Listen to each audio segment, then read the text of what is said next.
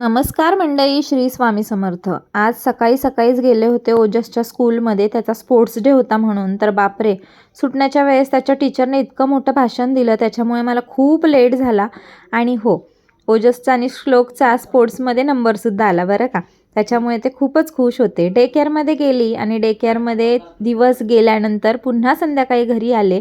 आणि घरी आल्यानंतर पूजा वगैरे सगळी दुपारीच मी मांडली होती. मग पूजा मांडली होती पण पूजा वाचली नव्हती, पूजा केली नव्हती. मग मी पूजा केली, पोथी वाचली आणि त्यानंतर मग आज उद्यापन होतं, त्याच्यामुळे उद्यापनाची सुद्धा घाई होती. त्यानंतर मग बायका वगैरे बोलवल्या. आता सगळ्याच बायकांचा मी व्हिडिओ घेता आला नाही, कारण मला सुद्धा तिकडे जायचं होतं, त्यांनासुद्धा इकडे बोलवायचं होतं. मग खूपच घाई झाली.